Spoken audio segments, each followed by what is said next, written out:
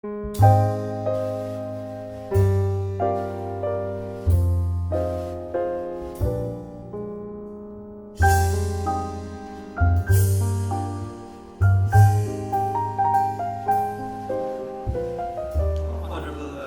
External Affairs, Government of India, Suraji, His Excellency Abul Hassan Mahmood Ali, Foreign Minister of Bangladesh, Excellency President Chandrika, Kumar, Excellency President Hamid Karzai, Excellency President Sir James Mancham, the audience, we have geopolitical, Foreign Secretary, Ministers, Ambassadors, Secretaries and Dignitaries from the Armed Forces, assembled colleagues from the academia and civil society, ladies and gentlemen. I'm extremely delighted to have the privilege and honor to welcome you all on behalf of the organizing team of the Ministry of External Affairs, our partner organizations, and on behalf of the Observer Research Foundation to this inaugural Raisina Dialogue, India's first global conclave on geoeconomics and geopolitics. On a deeply personal note, I feel overwhelmed actually by the support and participation of so many of you present in this room who come traveled far and wide, and with the amazing stewardship of the Indian Foreign Minister, the Foreign Secretary, and the MEA team, who have made us possible to stitch this together in such a short time. Thanks to you, madam. We are not just inaugurating a conference, but I would say crafting a new mode of how the Indian leadership brings together thought leaders, experts, practitioners, and people to successfully engage with the region and with the world. The next 3 days, we will see very intense debates and discussions, throw up ideas and pathways that will hopefully shape the progress of not just India and Asia, but of all who are invested in and engaged with Asia and with India. For some time now, as the Indian growth story was gaining momentum, the absence of a truly global platform located in India had been, I would say, a bit galling to all of us. We were thinking why we should not be having something like that in India. I mean, Indians are, after all, inveterate travelers. We've been traversing the world, attending various iconic conclaves all over the globe. And as India grew, the number of conclaves as well as the number of Indians attending them went on increasing.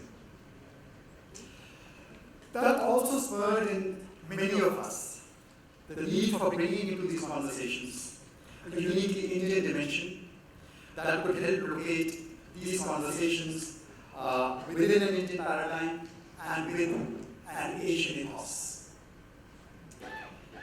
And unfortunately, in 2014, with the coming of a new political dispensation, came an altered mood and a new determination, a leadership that was keen to engage with the world, more confident of what it wanted, one that felt enthused both by the opportunity and the possibilities that such engagement offered. And at the core was a desire to ensure that we as a nation and as a people take the initiative and become contributors, participating in and shaping global conversations. Paving new trajectories with others who share a common vision and jointly responding to the needs of a dynamic world, one that requires more actors taking on more roles and greater responsibilities. In the run-up to this conference, my colleagues and I have often been quizzed about the rationale, the motivation, and the purpose for creating this platform. So let me try and respond to the various queries that we've been getting. 50 years ago, Marshall McLuhan declared that the medium was the message. For it was a medium that shaped and controlled the scale and form of human association and action. It gave shape to how people engaged and built up on that basis. The hosting of this conclave, therefore, is the message in itself. The very fact that Indian thinkers, the Indian political leadership, and the executive have come together to create this platform is a compelling message by itself. At one level, it is a manifestation of a proactive India committed to being the cradle of new conversations, new ideas, new outcomes, each of which will shape politics, policy, and global governance. It is also an invitation to the global community, civil society, academia, thought leaders, to engage with India on issues and challenges faced across different geographies. It is a realization also that India's future, its development, its growth, will be influenced and catalyzed by various actors, various nations, and various developments across the world. It is this recognition that the India story, the Asian story, and the global narrative which is developing in the future will be co-authored equally by those within as well as those outside the region. And this platform hopes to be one of the modalities that will enable us to collectively settle the contours and define the boundaries of that common narrative that is going to grow. The world has been for some time talking of the Asian century. However, for us, the Asian century does not connote an exclusive region. It rather epitomizes the engagement of global actors with Asia and of Asia with the world. It symbolizes Asia's renewed partnership with Europe. It typifies Asia's engagements with the US. And it takes forward Asia's long-standing relationship with Africa. And above all, Asia's own engagement with itself as a continent. For the Asian century, in effect, is really about once again integrating Asia with itself, integrating Asia within itself, and integrating Asia with the world. Therefore, the conference theme of this inaugural edition of the dialogue, Connecting Asia, tries in some way to capture the various facets of this ambition. Secondly, this platform is important because it comes at a time when past assumptions, various rules and norms, the givens that may have proved adequate for a previous century, have shown themselves in many ways to be inadequate in serving peoples and communities, countries and regions, who today have the largest stake in the future. On the one hand, the 20th century impulses of globalization, free trade, easy liquidity, large manufacturing may no longer be readily available to many who are now beginning to climb the ladder of political and economic relevance. On the other hand, we are seeing signs that protectionism, restrictive borders, and a return to kind of predatory economics can and are undermining many of the institutions and the architecture that served us in the past. Coalitions of convenience must not and should not seek to write new rules around trade, the digital economy, intellectual property, rights, sustainable development, and so on. Then we are in an age where technology has become the new hyper-reality. Technology promises opportunity. It has become the tool that liberates us from the constraints of geography. Technology is creating a new world. It is shaping new communities, creating a new social order, and inventing new forms of economic and political transactions. But it can also be used to restrict and perpetuate distortions of the past, create divisions that can be far more lethal. A new world outside of the known, for which the rules are unable to keep pace with the quantum spin of the electron, the fast pace at which this all is developing. Now, these are the reasons why the phrase about inhabiting an uncommon world seems to be gaining more and more traction. For while known solutions lead us to known outcomes, the new outcomes will constantly require new solutions. So the quest for discovering these solutions, joining together to script these, must not only continue, but must now include voices that have the greatest stake in the future. And therefore the participation of diverse voices from Africa, Asia, India, and the world is the best way of ensuring that any new consensus that emerges in the days ahead responds to the needs and aspirations of all people. The Raisina Dialogue, to conclude, that's all I'll say, the Raisina Dialogue aspires to be one of the arenas where the old and the new can work together. Not always necessarily in agreement, but always in harmony. Many times contesting, but contesting as partners and not as adversaries. This dialogue aspires to be such an amphitheater of ideas, of notions, located in India, but actually owned by the whole world. Thank you.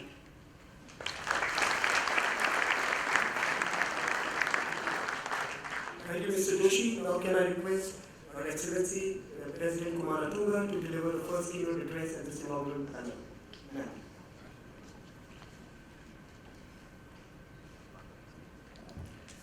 Excellency, Minister Sushma Swaraj, Your Excellencies, President Karzai, President Mancham, Your Excellency, Minister Mahmoud Bangladesh, Mr. Joshi, distinguished ladies and gentlemen, friends. I'm indeed very happy to be here today to participate in this inaugural event of the Raisina Dialogue, which attempts to bring together South Asian nations principally, and also South Asia and the rest of Asia, looking towards the world. It is a timely enterprise, especially when we look at the rest of the world, where cooperation, economic integration has proceeded very far. Our region is still extremely slow in getting together in the area of regional cooperation and economic integration. The subject of South Asian regional cooperation has been widely discussed for many decades. However, progress in regional cooperation and economic integration has been extremely slow. Political will seems to be lacking, public interest weak, and no country in South Asia has yet taken up the subject of regional integration as a government policy. We know the reasons for this. First, the fact that 6 out of the 8 South Asian states have expended much effort and time in consolidating each nation's separate identity as opposed to the others, especially the larger nations. This situation has caused a great deal of interstate tension and left little time to invest in building regional integration. Secondly, the inter-Pakistan conflict has prevented regional cooperation since the partition nearly 7 decades ago. Thirdly, insufficient skills and experience of the states to engage in the difficult exercise of building regional cooperation, of welding unity within the multifarious diversities that exist in our nations. However, the past 2 decades have seen the emergence of the post-partition generations in South Asia, giving rise to a new and more dynamic environment for understanding between nations. This young generation has left behind the baggage of conflict and distrust borne by the older generations, our generations. They are seeking new paradigms and creative thinking and action So I believe that this is a propitious moment for us South Asians and Asia as a whole to undertake the enterprise of building cooperation and economic integration seriously. I would like to repeat a fact that I'm sure most of you are aware of. South Asia is the least integrated region in the world. In our globalized world, where not only economic borders but physical borders are fast disappearing, South Asians or South Asian states have managed to remain isolated from each other. The intra-regional trade accounts for less than 5% of total trade. Intra-regional foreign direct investment amounts to 4% of the total FDI inflows into our countries. We know that low levels of trade, investment, and other forms of economic cooperation cause higher input costs at production, smaller export markets, reduced revenues for governments, and reduced consumer welfare. Yet, South Asia has significant interregional trade potential. Research demonstrates that there could be considerable increases in growth and welfare arising from closer regional cooperation. The positives for regional cooperation is that the fastest growing economy in the world is India. It is predicted that the Indian economy will grow at 7.5% and reach double digits in a few years. India will have much to gain through regional integration, as much as the other countries of our region. What do we need to do to achieve closer cooperation? I believe that we do not need a grand vision, but instead a pragmatic action plan. However, I must hasten to add that only pragmatism may not suffice to overcome the existing challenges of building mutual trust and confidence and progressing towards integration. A common vision, a common objective will certainly help to cement the practical moves in a durable fashion. European integration, after all, was born out of a common desire to prevent the massive destruction resulting from the two world wars from occurring once again. South Asia could perhaps coalesce around the need to conquer the challenge of extremism, violence, and terrorism. This vision could also include the following practical aspects. First, to foster economic growth. South Asia, being home to the largest number of poor people in the world, will benefit largely from regional cooperation. The lack of regional cooperation until now has cost South Asia immensely. Next, the protection of the environment. South Asia faces enormous environmental risks, posing a major threat to our future prosperity. We desperately need to cooperate in order to manage our ecology. Cultural cooperation. The paradox of South Asia is that the very cultures we have shared for millennia have succeeded in dividing us. The major preoccupation of all South Asian nations since decolonization has been their quest for a national identity, as opposed to the regional identity which has existed for millennia. The desire to differentiate the identity of one's nation from the millennial common regional identity has given rise to many violent interstate and intrastate conflicts in the region. We need a paradigm shift from old attitudes and emotional reactions to our neighbors and We need to engage in building unity within the diversity that is South Asia. Then there is the aspect of democratic governance.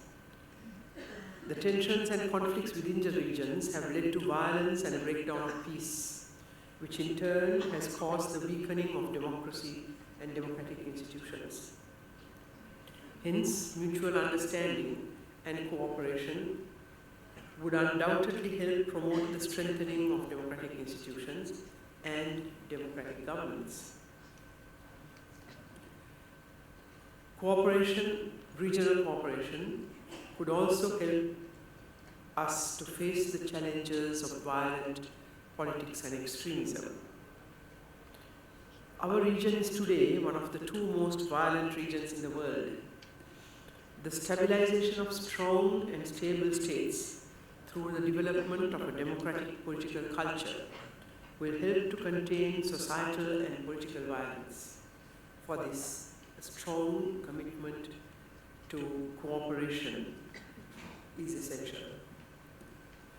Regional security, the much touted issue which has prevented closer cooperation and integration in our region. Our region has experienced the largest number of violent conflicts in the past half a century, as I mentioned earlier. On the other hand, this region is heavily militarized and comprises of two major nuclear powers. The risk of major conflict is immensely high. The huge suspicions and continuing mistrust between the two largest states of South Asia has caused devastating consequences for the entire region. Regional instability and political mistrust are seen as major obstacles to regional cooperation and integration. In the emerging regional environment, national security concerns should compel us towards more cooperation than becoming an argument against cooperation. I repeat, national security concerns should compel us towards cooperating more with each other rather than making the security concerns an excuse against cooperation. There is no doubt that cooperation in the economic and cultural spheres and people-to-people contact would promote an atmosphere of pacification and hence less security concerns. We could look at creating plurilateral security frameworks, for example. It is clear that the need for South Asian integration is urgent. We should no longer waste great cultural and human potential of our region and lock ourselves into a destructive chase of better identities than our neighbors. Let us seek to build on our historical, geographical, and civilizational advantages to lift our region out of poverty and inequality and march towards freedom and prosperity. In order to achieve this, we need to engage in a series of practical actions. If I may take a few more minutes of your time to mention some of these. Firstly, an effective South Asian Free Trade Agreement, SAFTA as it is commonly known.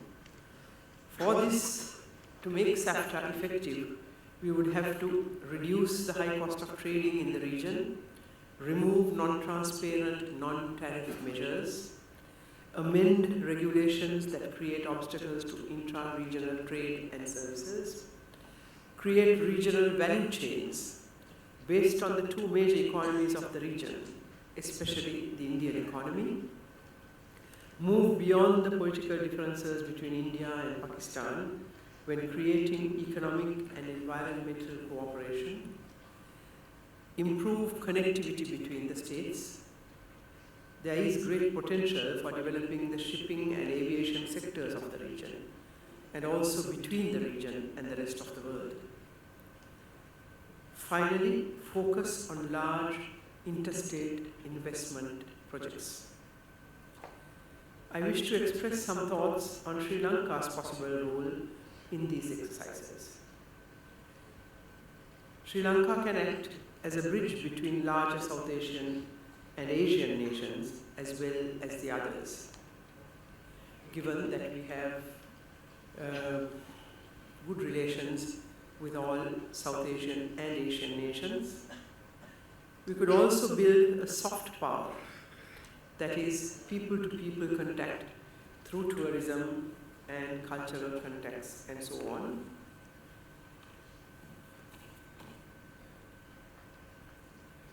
Then talking to the larger Asia. For instance, China is today, together with India, the largest economy of the world, largest two economies of the world, and also the fastest developing economies. And they are well on their way to developing economic networks, China especially, along the Silk Route countries as well as the maritime routes. South Asia is seen as an effective part of this network. I know that this situation has raised many concerns in the region.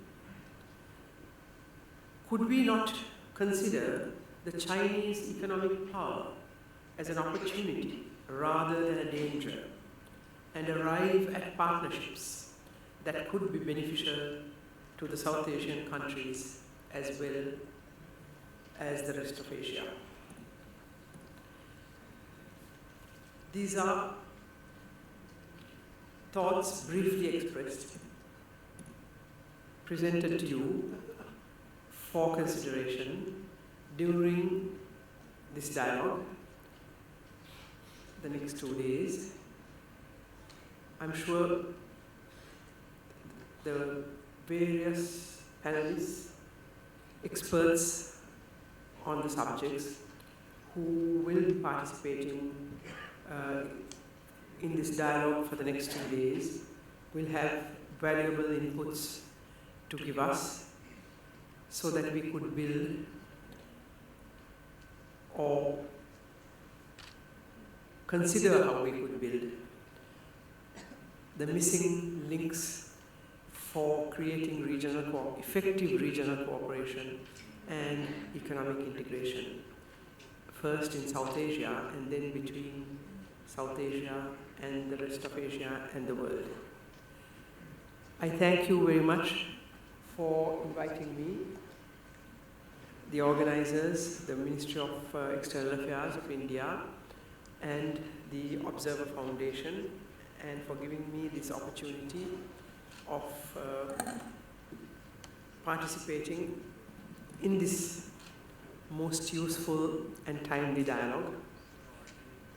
I wish the conference, the dialogue, all success, and hope that we could take this enterprise forward for many years. Thank you.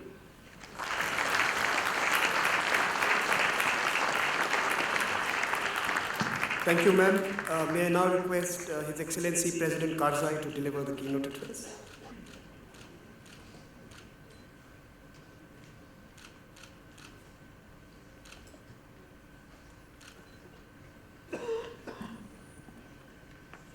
Bismillahirrahmanirrahim. Honorable Sushma Swaraj, Minister of External Affairs of India,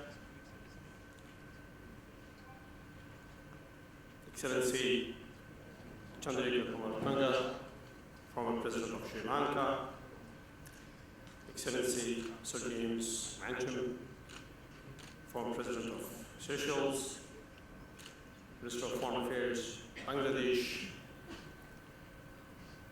Mr. Joshi, Director, Observer Foundation of India, ladies and gentlemen.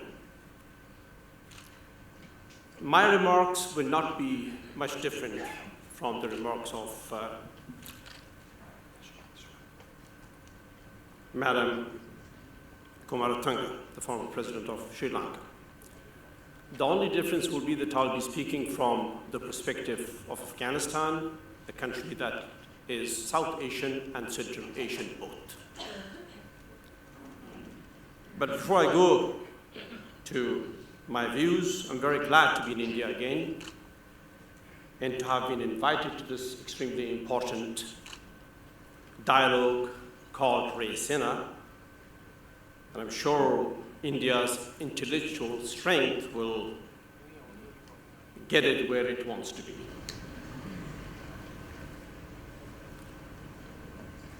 We are here today to seek connectivity and integration, to do away with the challenges, and to arrive at the benefits. And as we gather here today, our part of the world is witnessing two different trends. On the one hand, the great economic rise of Asia, led by the global giants China and India, is bringing prosperity to hundreds of millions of people in this large region and around the world indeed. On the other hand, unfortunately, we see the continuing rise of militant extremism with deadly and painful consequences for us all in this region and beyond. Under these circumstances, needless to say, our ability to promote one trend further and to stop the other sooner will determine the course of our common future. Perhaps it is necessary to look back at our past and see how we did it then, where this great region, India, China, and the countries around it were much more integrated and affluent and better off. For centuries, our common continent of Asia was the commercial, intellectual, and spiritual hub of the world, where ideas, goods, crisscrossed and connected civilizations. Today, as we try to revive those roots and networks, there are, fortunately, a plethora of initiatives underway in the form of strategies, regional organizations, transport corridors, infrastructure projects, trade and transit agreements, and banks which will support integration and connectivity across the continent. To just name a few, India's Connect Central Asia, China's One Road, One Belt, development of new ports such as Chabahar, Zaranj connecting to Afghanistan, the North-South transport corridor, TAPI, CASA 1000, the electricity project, the power lines, Asian Infrastructure Bank, Euro-Asian Economic Union, and multiple trade and transit agreements between countries of the region are all faith-changing endeavors that will contribute to greater connectivity and integration. Ladies and gentlemen, as the Silk Route once cut across geographical barriers from Europe to India to China, and as Afghanistan was in the middle of all of that in many ways, we want Afghanistan once again to become a land bridge between South Asia, Central Asia, India, and China, and the rest of the world. The realization of this vision for Afghanistan and the region is dependent on the following. Foremost, we must move beyond the current atmosphere of mistrust in South Asia, which Madam Kumar very rightly referred to and elaborated. The nature of relations between some countries in South Asia is a major factor adversely affecting security and prosperity of the entire region. At the heart of this predicament lies the use of militant extremism in pursuit of geostrategic gains. In this context, and in regards to relations between Afghanistan and Pakistan, our brotherly neighbor, while there is tremendous goodwill between the people of the two countries, Pakistan and Afghanistan. Unfortunately, the relations between the two governments, the government of Afghanistan and the establishment in Pakistan, is not conducive to integration. or connectivity. During my presidency, which lasted for nearly 14 years, I visited our brotherly neighbor Pakistan nearly 20 times. I say nearly 20 times because I think I did more than 20 times. With utmost enthusiasm and a desire for peace and great brotherly, friendly relations. Tried everything I could. I even called our brothers and us conjoined twins. But it didn't happen. Perhaps because of perspective with our brothers in Pakistan, that peaceful and friendly relations with Afghanistan were conditioned on the recognition of the Durand Line, a bad legacy left to us by the colonial rule. And also because our brothers in Pakistan desired to influence our relations or the sense of our relations with one of our greatest and historic friends. And in the past 15 years, I have constantly underlined the impossibility of the recognition of the Durand Line by the Afghan people. No Afghan government, since it was imposed on us in 1893, has recognized it and will not recognize it. But this doesn't mean that we cannot be friendly with Pakistan. We have constantly given all the assurances of friendship to our brothers in Pakistan in desire to be connected better and to move forward.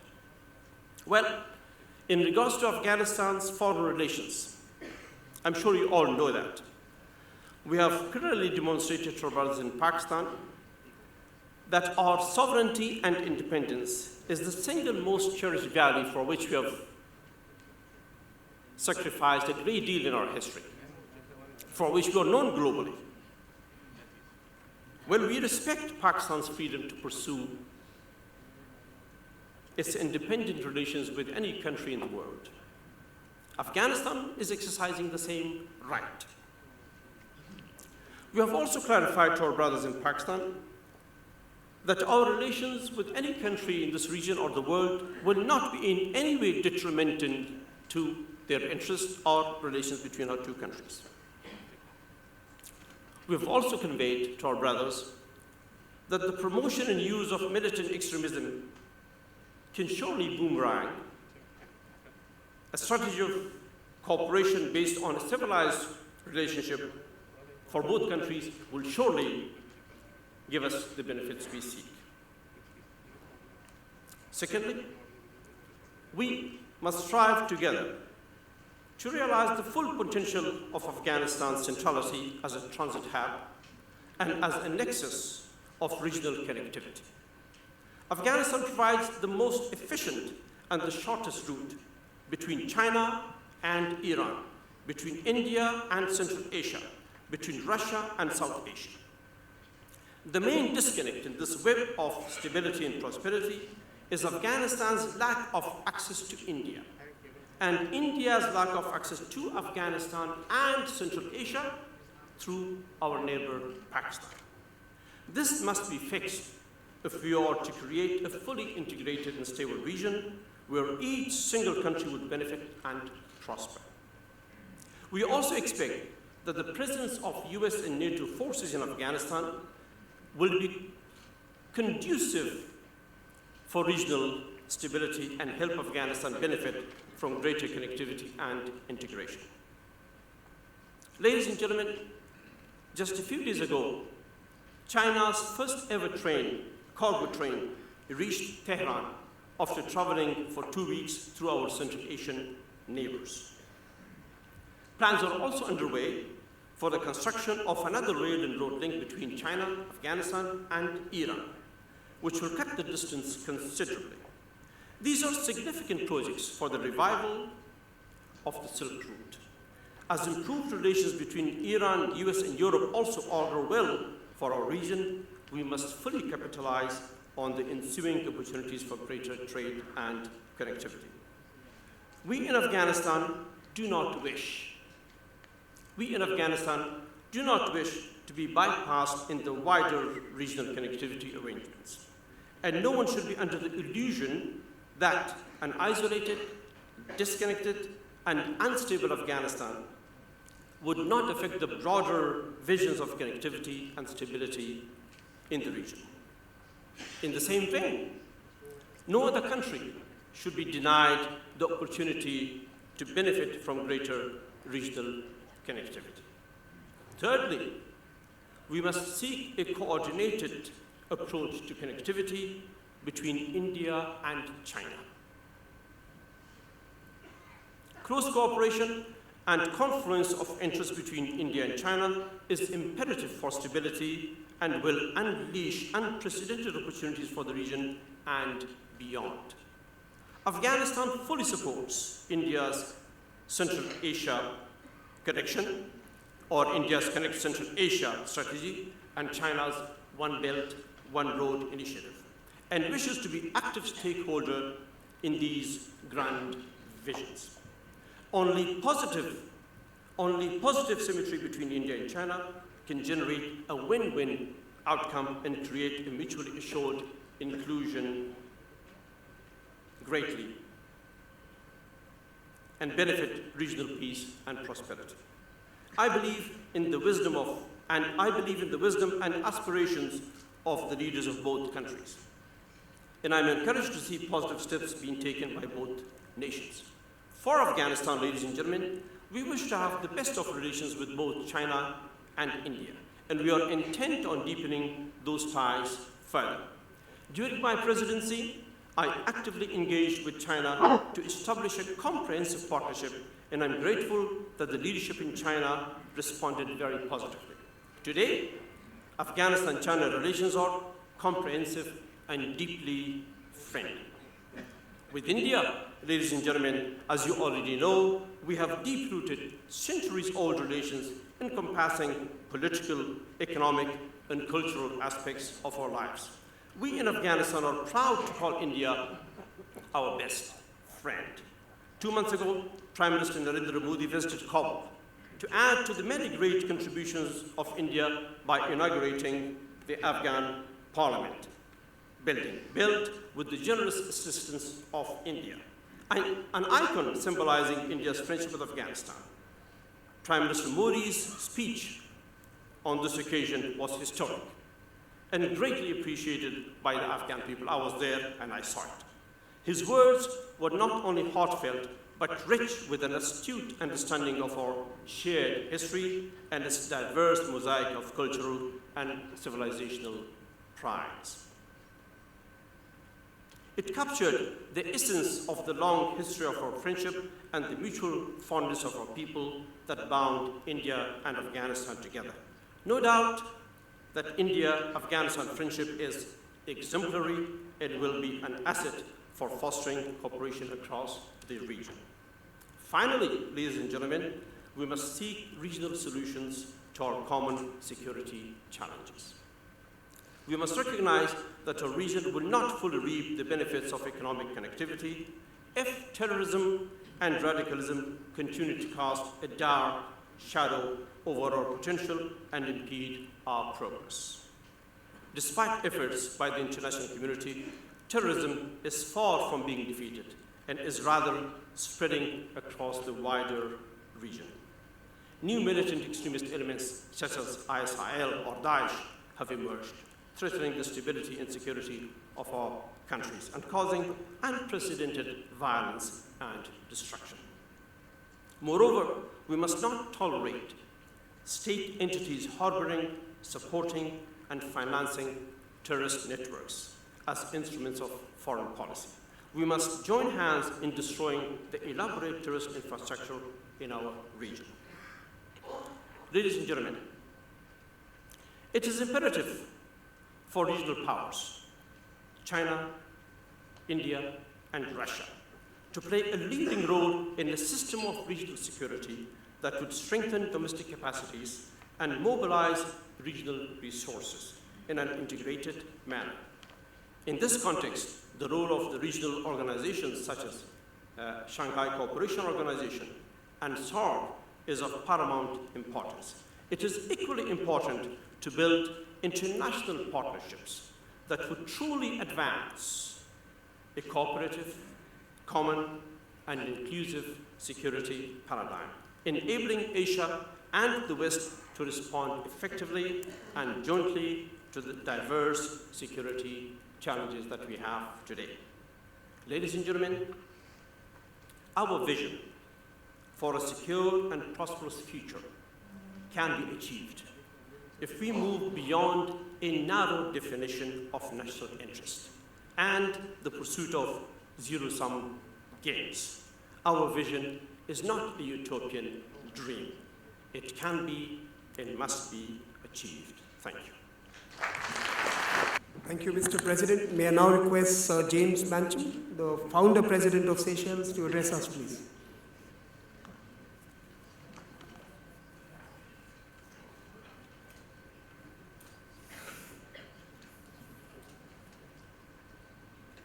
Your Excellency, Foreign Minister of India, Your Excellency, the former President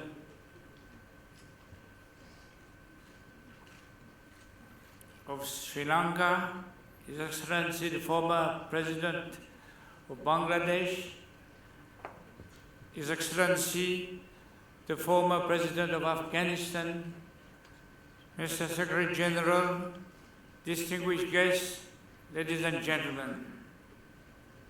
I come from perhaps the smallest nation represented in this august gathering. I come from a group of islands, 110 islands spread over a very wide surface of the Indian Ocean, which happens under the law of the Sea Convention to cover a maritime space which is as wide and as big as the Federal Republic of Germany. Yet we are a small nation with less than 100,000 people. Mr. Chairman, Madam Chairman, some years ago, participating in a conference in Tokyo, Japan, I told to a group of Pacific Island presidents that they should pray to God Almighty that the only oil they ever discover is coconut oil. Because I told them that the day they recover the real stuff, they will no more be master of their own destiny. I guess at that time also I forgot to think about the fact of becoming the center of geopolitical interest and contention.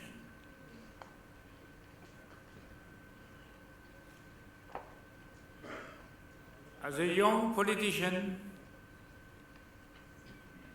I remember very well that I went to the island of Zanzibar to represent my country at its independence celebration. Yet, at that time, Zanzibar Harbour, there was HMS Ark Royal of the Royal Navy. There was a Prince Philip representing the United Kingdom. Yet what happened? Few weeks after Zanzibar had become independent, Tanganyika sent a force across, and Zanzibar was forcefully annexed, hence the birth of what we know now as Tanzania. At this material time, both sovereign nations were members of the OAU, of the Organization of African Unity, which had within its charter a very important proviso concerning the need of all nations to adopt a policy of good neighborliness towards each other. Now, was this good neighborliness for Big Brother to swallow small brother overnight. Now, what was the international reaction to this violation of international law? Very muted. We heard very little about it. And thinking about why did the British send the Ark Royal made me realize an important parameter in international relations. The fact history has shown that one has no permanent friends, no permanent enemies, but one sees what is known as permanent interest. In the first years of my political leadership of Seychelles, the British decided to pull out east of Suez. Before that, the Western Indian Ocean was a western lake. The British had a base in Trincomalee, Ceylon, now known as Sri Lanka. The British was on Gun Island in the Maldives. They were in Mauritius, they were in Eden. And the French was in La Réunion, in Comores, and in Madagascar. But following the British decision to pull out east of Suez, the American friends were invited to come over and play a very active role within the Indian Ocean. Thus, we saw the birth of the very important military complex in Diego Garcia, in the Chagos archipelago, not far from Seychelles. Those days, India was playing a very pacifist politics from an international standpoint. They were very critical of the arrival of the Americans in the zone. They were in bed with the former Soviet Union, preaching the philosophy of Indian Ocean zone of peace. Now we know many waters have gone under the international bridge of politics, and that things are entirely different at this time. But for all these years, India has been a land of peace and great admiration, with great influence worldwide, backed by the philosophy of such great men of wisdom like Tagore, Mahatma Gandhi, and of course we also know that the great Buddha is buried in India. Today we see a different situation arising. When recently in a conference in Berlin, I inquired from a Secretary General of NATO as to what world budget on defense is costing. He told me the world is spending 3 or 4 times more money on defense budget rather than on human resource development. That is where my fears start about our world. Because I see in this world of ours far too much adrift towards the politics of might is right, as opposed to the politics of right is might, which were the founding basis for Indian philosophy throughout many years. I believe, taking into account what's going on in our world today, that we must work hard to see a shift in the policy of might is right to a policy of right is might. And I believe in this context that an organization like the Research Center Foundation which is hosting this conference, has a very important role to play and could spearhead a movement for more peace, which will require a build-up of trust between nations. And trust can only come about within the spirit of the politics of right is might. When we look at the ugly picture of the world before us, when we look at these images coming from Syria, for example, we realize the devastation of war. We realize how terrible that these once beautiful cities are now shattered into bricks, ruins, etc. Well, there is no future in war. There is no victory in war anymore. Because today, nations have got what we call nuclear capacity. Now, this war in Syria has not known nuclear destruction, but yet we know that the world today is in a situation of self-destruction. We are all committed in this global village to live together. May Asian integration also brings about global integration based on the philosophy of right is might and respect for the sovereignty of all nations. I welcome to see among us today representatives of various powers in Asia under the same roof, coming together in an endeavor to try and see how we are going to build trust in the future. Yes, the Asian hour has come, and I believe that if Asia gets together, we can spearhead a movement for international progress based against the principle of freedom and the right of the individual to seek for a better life. I feel deeply honored to be invited to contribute my humble share in this great debate which is before us. Thank you. Can I now request His Excellency, the Foreign Minister of Bangladesh, Ambassador Mahmood Ali, to address us, please?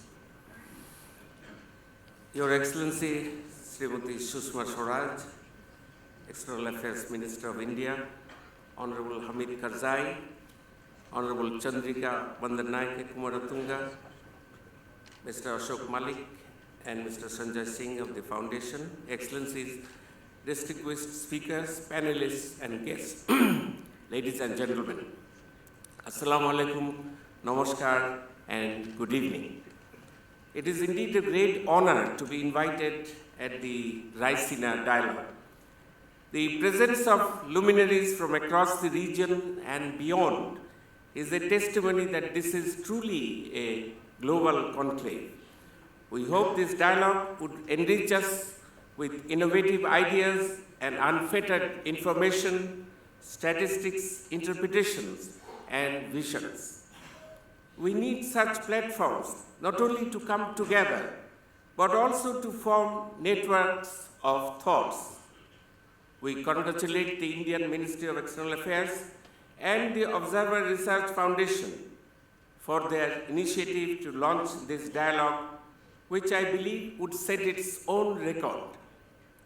Ladies and gentlemen, today's world is a different world, a world defined by speed, a digitized world opening up enormous opportunities, people having real-time connectivity with each other despite being 1,000 miles apart physically, people having access to wealth of information, social networking shaping the politics and economics of the world. New ideas are rapidly spreading and overwhelming the conventional ones. New actors are shaping our policies. New institutions are dismantling their predecessors.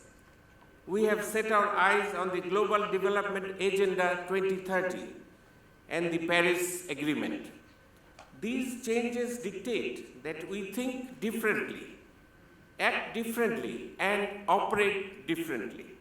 And we are left with no option but to keep pace with the changes. However, South Asia is perhaps the least connected region, although we need it the most. It is a big irony indeed when our geographic contiguity, shared political and cultural history link us so strongly. Moreover, we have common developmental challenges. Facing the challenges together should have been our common endeavor. In this hyper-connected, fast-evolving world, connectivity would contribute more than anything else to realize our common aspirations for peace, stability, and prosperity. Our future lies in our own regional and sub-regional integration and getting connected to the rest of the world. We only need to put our acts together to transform our commonalities into vehicles of cooperation and integration. There are a few models around us that could help us implement and enhance regional integration successfully and effectively. This is something that our leaders also dreamt of. Our father of the nation, Bangabandhu Sheikh Mujibur Rahman, was a great believer in the potential of a connected region. He recognized that political independence must be supported by economic progress, and the coming together of the whole region is important for that to happen. Bangabandhu articulated this idea as early as in 1972, quote, "It is my earnest hope that there will at least be peace and stability in the subcontinent.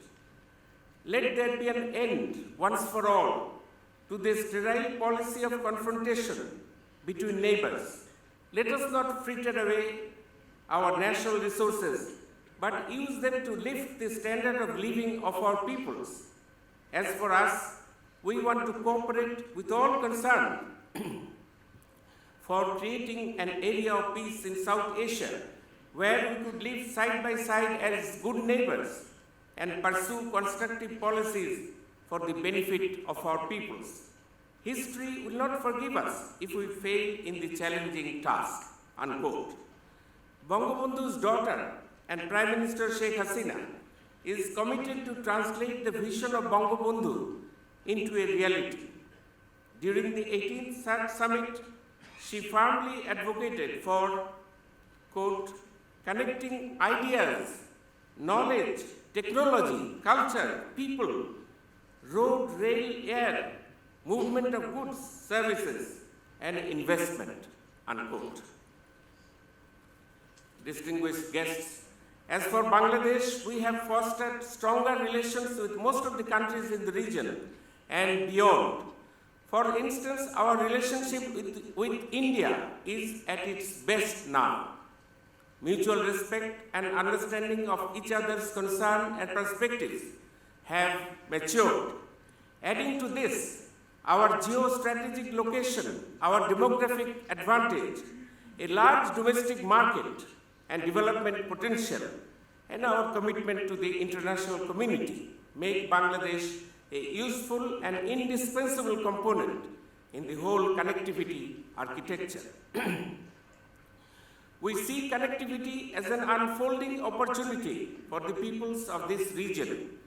It is therefore natural that Bangladesh has joined and actively engaged itself with myriad of connectivity initiatives, SARC, BIMSTEC, BCIM, EC, Trans-Asian Road and Railway Networks, to name a few. We are also approaching connectivity at the sub-regional level. The newly created BBIN, Bangladesh, Bhutan, India, Nepal, platform of connectivity would be a game changer All these would facilitate trade, generate economic activities, improve infrastructure, promote people-to-people exchanges, and ensure energy security, and ultimately go a long way in establishing seamless connectivity in the region, which is our ultimate goal. Taking advantage of flexibility, openness, and comfort level for all parties, the connectivity initiatives may need to be more widespread and inclusive to create opportunities for all countries. With India at the bilateral level also, there are many connectivity initiatives which have already been materialized, and some more are coming up which are truly forward-looking. Among these, road, rail, air connectivity, inland water and coastal shipping connectivity, power and energy connectivity, digital connectivity are worth mentioning. We would welcome new initiatives too. In fact, Bangladesh and India, taking along Nepal and Bhutan, are setting a new model of connectivity. Our resolve is to graduate to a middle-income country by 2021. We firmly believe that connectivity could be one of the most important facilitators to make that happen. Ladies and gentlemen, we are living in an era when the center of global economy is shifting towards the Asia-Pacific region. It has been predicted that by 2050, Asia-Pacific would account for half of the world's economic output. The current socio-political economic situation in South Asia has drawn wide attention and diverse observations. South Asia has retained relatively stable economic development and became a bright spot in the global economy, as well as an important engine for global growth. So this is the time that using this leverage of strategic space, we integrate more with the rest of the world to ensure our greater well-being. As is Asia, Africa is also rising strongly. It is going to be a driving political and economic force of the world in the foreseeable future.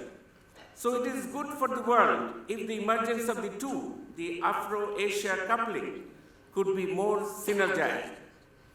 The comparative competitiveness and natural advantages of South Asian countries, particularly in trade, commerce, and investment, ought to be combined to secure its rightful place in the global arena, as also to make inroads in the global marketplace. We are having close collaboration in power and energy sectors in a bid to put to optimal use our respective natural endowments. We are looking at establishing regional and sub-regional power grids. All these are geared towards ensuring our energy security, which is imperative to support our rapid economic growth. Water resources management and blue economy are two other sectors which hold enormous potential of cooperation. We intend to use our common water resources as a uniting force. With this end in view, we are endeavoring to embark upon basin-wide management. Distinguished guests, some perhaps could be pessimistic, believing that challenges facing South Asia, such as the threat of terrorism and violent extremism, lack of political will, and mistrust among countries in the region, cast a shadow on regional cooperation. Indeed, our journey towards peace and prosperity is often impeded by security issues. Terrorism and violent extremism, narrow interpretation of religion and communal identity are hurting humanity, uprooting millions of people across the world. Cyber crimes, flip side of the smart and digital Asia we are aspiring for, are giving us a tough time. However, we cannot let the engine of growth in South Asia to be disturbed by these scourges. A peaceful and stable South Asia is required for our own interest as much as it is for the rest of the world. It is imperative that we, the countries in South Asia, join hands and the rest of the world come to our assistance to address our security challenges.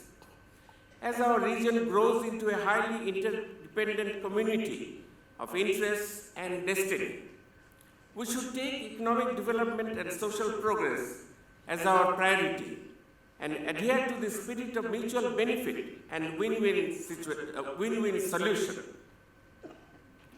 By so doing, we can effectively mobilize forces, consolidate public support for cooperation, and achieve full revitalization of our region.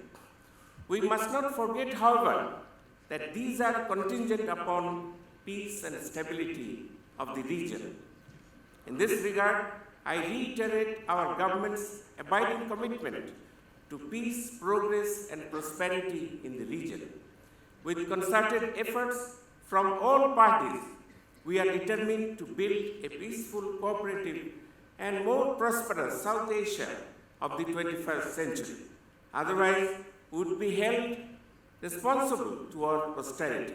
With these few words, may I now wish the Raisina Dialogue all success in providing critical inputs in our ongoing discourse. I thank you. Thank you, Excellency. And now may I request all of you to join me in welcoming Ms. Sushma Swaraj to deliver the inaugural address of the Raisina Dialogue.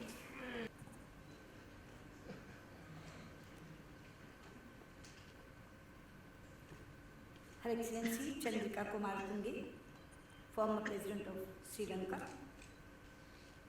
His Excellency Hamid Karzai, former President of Afghanistan. His Excellency Sir James Mancham, former President of Seychelles. His Excellency Abul Hassan Ali, Minister of Foreign Affairs, Bangladesh. Foreign Secretary Sri S. Jaishankar, senior functionaries of Observer Research Foundation, the Director Hassan. Distinguished guests from India and abroad, ladies and gentlemen, Namaste, good evening. It's a great pleasure to welcome you all today to the inaugural session of the Raisina Dialogue.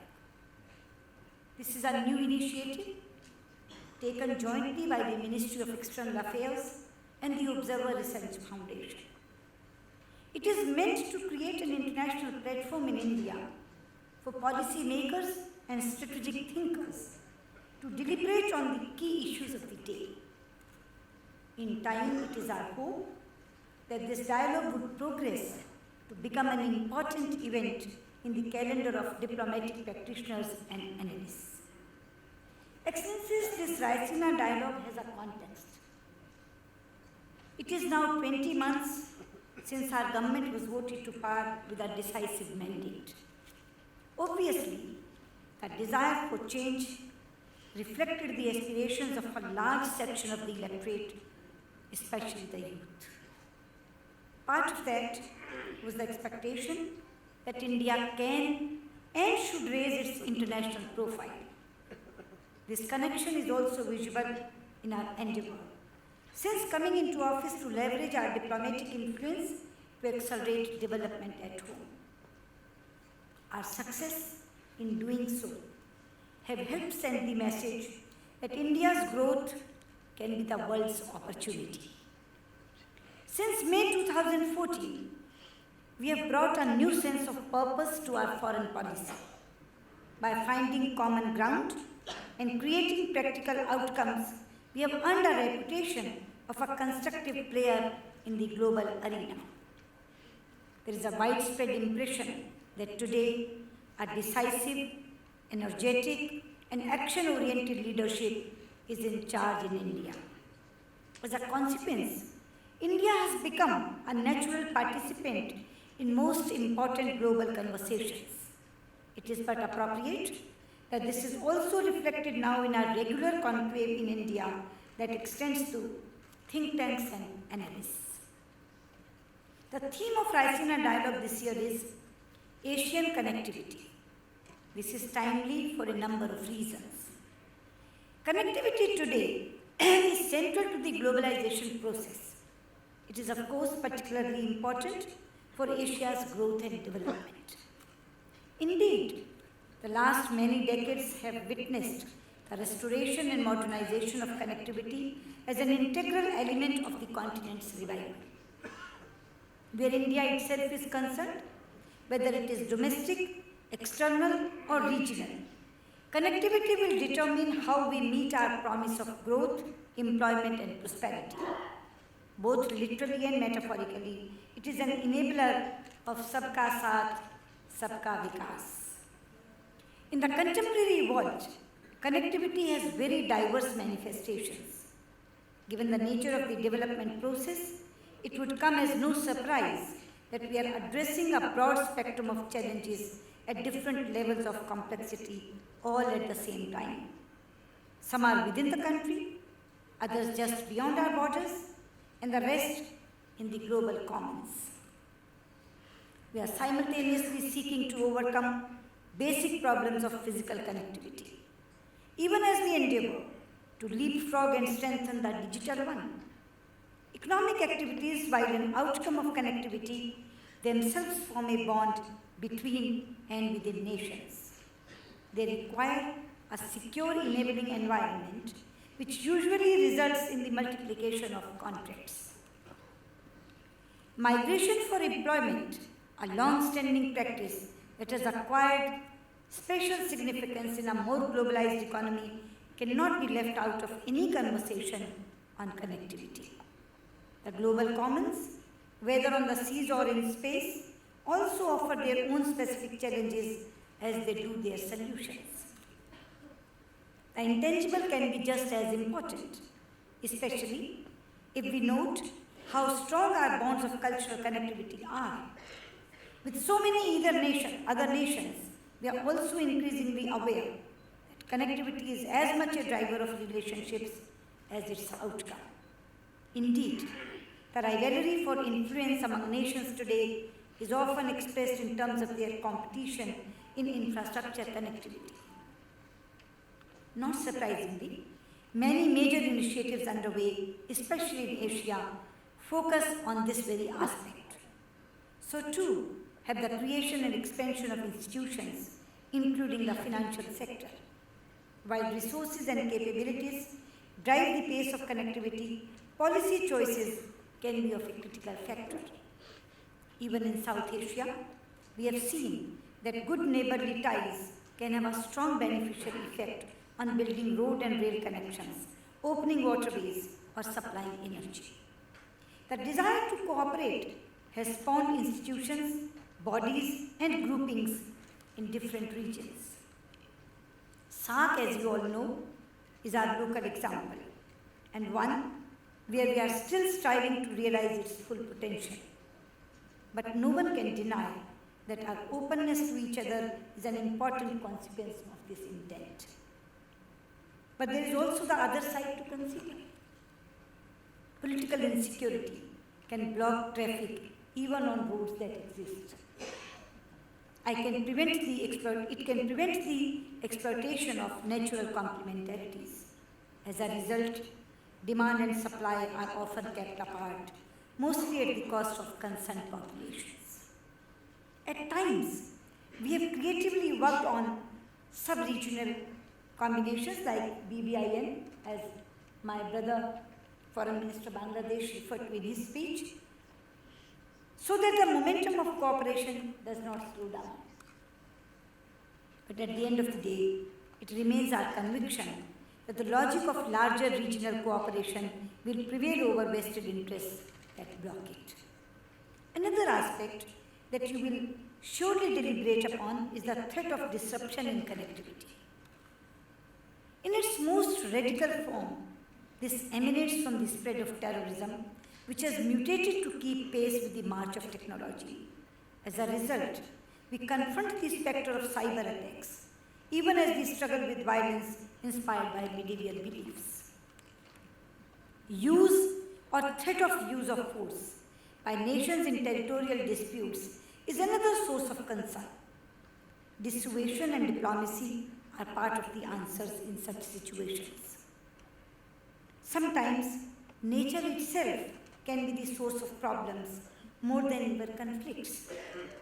The importance of providing humanitarian assistance and disaster relief is increasingly appreciated as a result. We saw that last year in both Yemen and Nepal, one man-made and the other natural.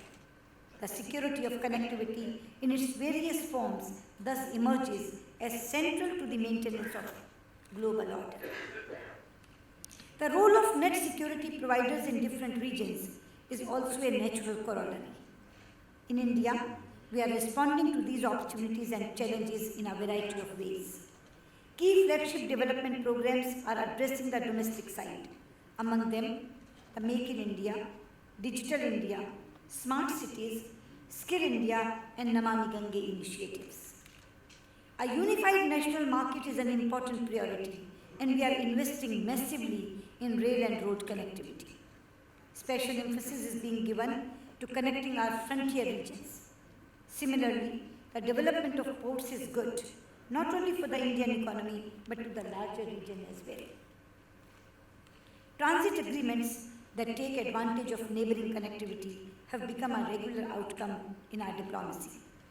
Our international outreach is aimed at attracting resources, technologies, and best practices to make these initiatives succeed.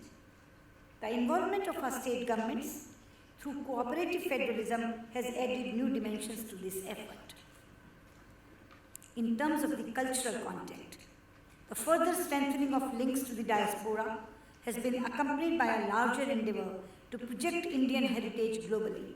The International Day of Yoga is a good example. Beyond our borders, a neighborhood-first policy that began with the very inauguration of our government underlines a strong commitment to connectivity, commerce, and context with the larger region. With many of our neighbors, the last year and a half has seen visible enhancement of cooperative ties. With Bangladesh, Foreign Minister Mahmood Ali will tell you that a range of new initiatives in rail, road, border crossings, waterways, coastal shipping, and energy have built on the settlement of the land and maritime boundary. With Bhutan, our long-standing energy cooperation has reached much higher levels with the acceleration in ongoing projects. Similarly, a new sense of urgency pervades three major projects that would make our connection to Southeast Asia a reality: the trilateral highway, the Kaladan multimodal project, and the Ritidim road. In Nepal, we are deeply involved in the post-earthquake reconstruction efforts, and the recent Prime Ministerial visit saw a renewed commitment to building the Tarai roads, as also the inauguration of a new transmission line. In Sri Lanka, as President Chandrika would also confirm, our footprint extends from the rebuilding of railway lines to the cleaning of ports and construction of power plants. As for Afghanistan, probably President Karzai knows more than all of us the significance of the Jaranj-Delaram road, Pule-Khumri transmission line, or Salma Dam. Looking beyond, our efforts to work with Iran on the Chabahar port are getting underway. Perhaps less well known are the other initiatives under discussion to cooperate with Iran as a transit corridor to Central Asia and Russia. India's connectivity horizons, which were earlier limited from Singapore to the Gulf, now expand well beyond as its economic capabilities and interests grow. The vast sea space to our south means that connectivity is as much maritime as it is territorial. The oceans around India and the associated blue economy link security and prosperity as strongly in the maritime domain as they do in other spheres.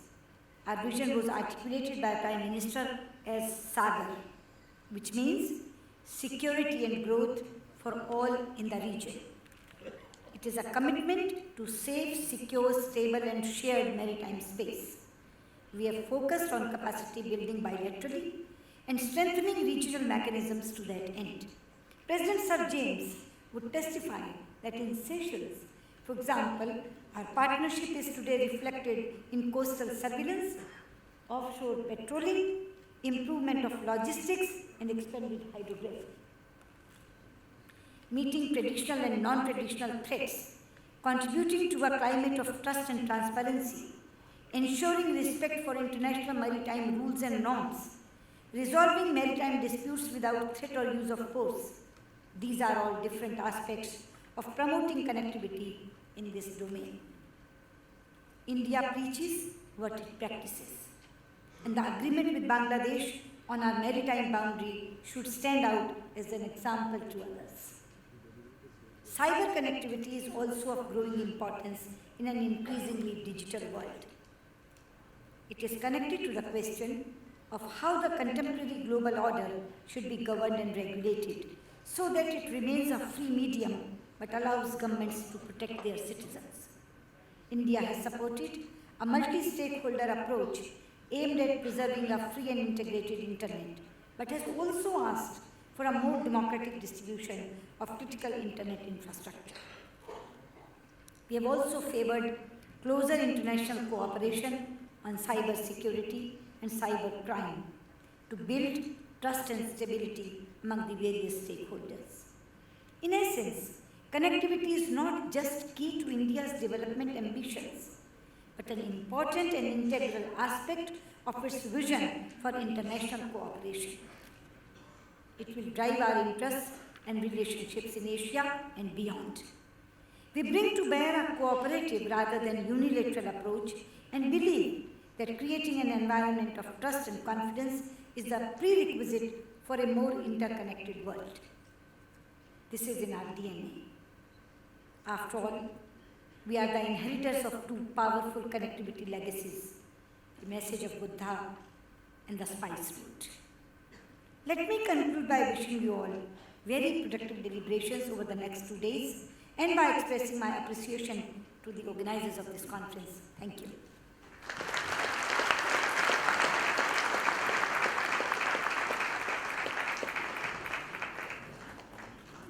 Thank you, ma'am. Can I now request my colleague Ashok Malik, who is also the convener of this dialogue, to propose a vote of thanks. Thank you, Madam Minister, for this inaugural address. Thank you too to our other distinguished speakers this evening, President Kumar, President Karzai, Sir James, and Foreign Minister Ali for their insights. I'm sure they've set the tone for a very fruitful and rich Raisina dialogue. Thank you most of all to everyone in the audience, the special people who have come to participate in the Raisina dialogue and have given this room such intellectual heft and cerebral nimbleness. Many of you have traveled long distances and taken multiple flights. At ORF and here in India, we truly appreciate this and are grateful. It is in a sense appropriate, for this is a platform created in India, but for the world. The Raisina Dialogue has, all of you have a claim on the Raisina Dialogue, you have as much ownership over it as any of us. In her astute speech, External Affairs Minister Sushma Swaraj made 3 broad points in reference to the theme of connecting Asia. First, as she said, in Asia and elsewhere too, perhaps, connectivity is as much a driver of relationships as its outcome. The more we connect, the more we need to connect. Second, she pointed to the salience of policy choices and the criticality of political intent. Political insecurity, she emphasized, prevents the exploitation of natural complementarities. In turn, this creates a gap between demand and supply, often at the cost of ordinary people. In the end, connectivity is about what it brings to the common citizen. Third, she pointed to the threat of disruption that challenges connectivity, be this a physical attack or a digital one, a Trojan horse at our gates or a Trojan horse in a hard disk. Using the very instruments of connectivity that they seek to harm, these threats can travel rapidly from one territory to another, one platform to the next. These are thoughtful observations, Madam Minister, and they will guide us as we embark on an exciting set of conversations over the next 2 days. The conversations will no doubt be rich and crisp, argumentative and provocative. At the end of these, we will report back to you on the ideas and the sense of the House, as it were, on the 3 points you have made, and of course on any specific recommendations. Ladies and gentlemen, I think our distinguished speakers this evening, the 5 statespersons to my left, deserve a round of applause. I invite you to rise and begin the debate.